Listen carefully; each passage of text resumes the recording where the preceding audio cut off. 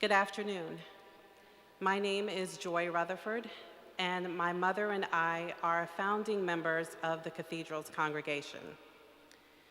This year's stewardship theme is belonging. In preparation to speak with you today, I came across an article on believing and belonging, where the writer, N.T. Wright, wrote, "The church is like a river. In the last book of the Bible, John the visionary sees a huge throng of people from every nation, kindred, tribe, and tongue coming together in a great chorus of praise. But at the same time, the church is like a tree. The single seed, Jesus himself, has been sown in the dark earth and has produced an amazing plant. This epitomizes the Cathedral's congregation and Cathedral community. We all come together from various walks of life with the purpose of belonging. A belonging that is likened to being a member of a very large family. You're never alone, and we tend to hover, but in a good way. If you're celebrating a success or a victory, the congregation celebrates with you. If you're ill or suffering turmoil in your life, the congregation visits you, runs errands for you, and prays with you and for you. As an usher, I hear visitors say, "We came to witness this magnificent building, but we found that it's not about the building, it's about the people." Last month, Ethan and Joseph listed an open invitation for the congregation to attend their wedding. The morning of their wedding, several of us were here to attend a workshop.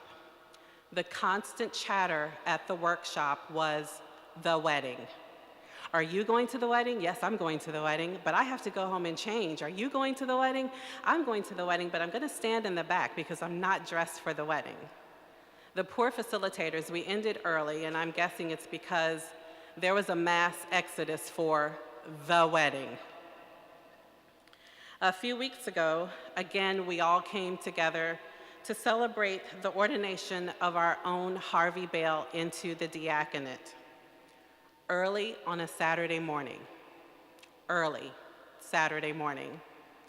But nonetheless, we were all elated to celebrate Harvey's journey with he and his family. Then there's my own personal story. Last year, my mother and I flew to Georgia to attend a family funeral. When we arrived, unfortunately, my mother collapsed. Her heart stopped. We left the airport, whisked away to the hospital. We have a huge family presence in Georgia, but it was the presence of the cathedral that became our foundation. It was a simple text, just an informative text to a fellow congregation member of what had happened. Within 24 hours, a former cathedral staff member who happened to be in seminary in Atlanta, but I guess with God, nothing just happens. It's ordained, right? Came to visit and pray with my mom. Also, within 24 hours, there was a phone call from our provost, Jan Cope. And when I answered the phone, I heard, "Joy, what can we do?" I don't recall what I said to her, but I instantly felt the relief of the burden of fear, because I knew that my cathedral congregation family was there with me in spirit and in prayer. It's stewardship season, a time for us to have deep prayer and reflection on the gifts and blessings that God has bestowed upon us and what gifts and blessings we shall return. The Washington National Cathedral is the nation's church. Its impact reaches far beyond the corridors of this city. A wedding guest from Detroit said to me once, "Thank you for the great work you all are doing. The nation is watching and looking to follow our lead." The great work is why I financially support Washington National Cathedral.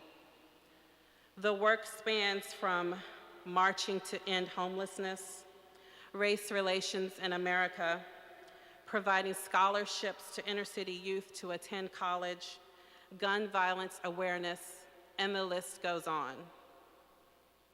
As you spend the next few days and weeks in prayer and reflection, I'd like to remind you of a quote from our Dean, Randy Hollerith. "The measure of what you give is the measure of what you'll receive." Thank you.